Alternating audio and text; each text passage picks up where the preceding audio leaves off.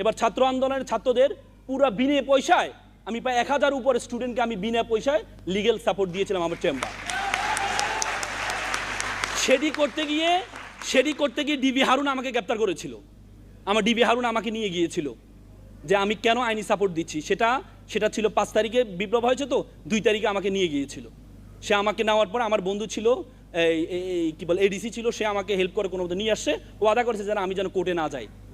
তারপর 2 দিন পরে তো বিপ্লবে হয়ে গেল। মন যদি বলে ভালো লাগে সেটা করো, আর সেটা যদি ভালো লাগে তোমার যোগ্যতা না থাকা সত্ত্বেও তুমি যোগ্য হয়ে যাবা যদি মনকে তুমি সময় দাও। শাহরুখ খান বলতেন যে আমি যখন ইন্ডাস্ট্রিতে আসি তখন আমার দেখতে এত সুন্দর চেহারা সুন্দর ছিল না, আমি অমিতাভ বচ্চনের মতো টল লম্বাও ছিলাম না, কিন্তু আমার অভিনয় ছিল আমার অন্তরে। আমি এটাকে ভালোবাসতাম, এই জন্য আমি এই সেক্টরে আসি। আমি চিন্তা করিনি আমি লম্বা নাকি সুন্দর, এটি চিন্তা করিনি। আপনি যদি সফল হতে চান তাহলে এটি চিন্তা করলে আপনি কখনো সফল হতে পারবেন না। সফলতার সবচেয়ে বড় সংজ্ঞা হচ্ছে পরিশ্রম। আগে বলতো যে নলেজ ইজ পাওয়ার, এখন বলে knowledge is powerless without skill. দক্ষতাবিহীন নলেজের কোনো ভ্যালু নেই। আজকে দেখেন আমাদের দেশে প্রায় 6 লক্ষ অনার্স মাস্টার্স পাস বেকার, জানেন?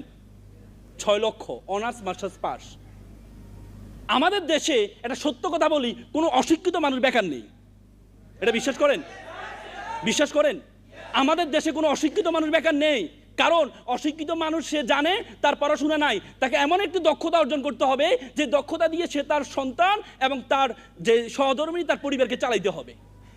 সে হয়তো ড্রাইভিং শুরু করে, কারণ ড্রাইভিং করলে 30,000 টাকা 40,000 টাকা বেতন পায় এখন।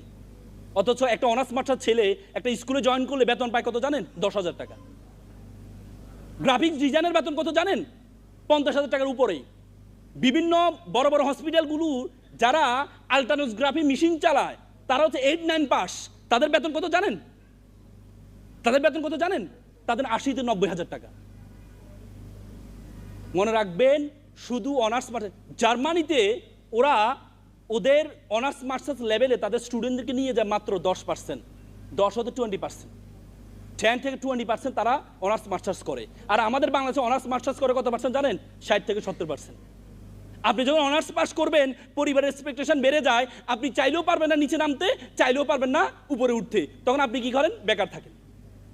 কারণ আপনি যদি অনার্স পাস না করতেন, আমি কয়েকদিন আগে ডুয়েটে গিয়েছিলাম একটা প্রোগ্রামে, সেখানে দেখেছি ডুয়েটের শিক্ষার্থী, ডুয়েট হচ্ছে বাংলাদেশের একমাত্র ইউনিভার্সিটি যেখানে ডিপ্লোমা করে অনার্স করতে হয়।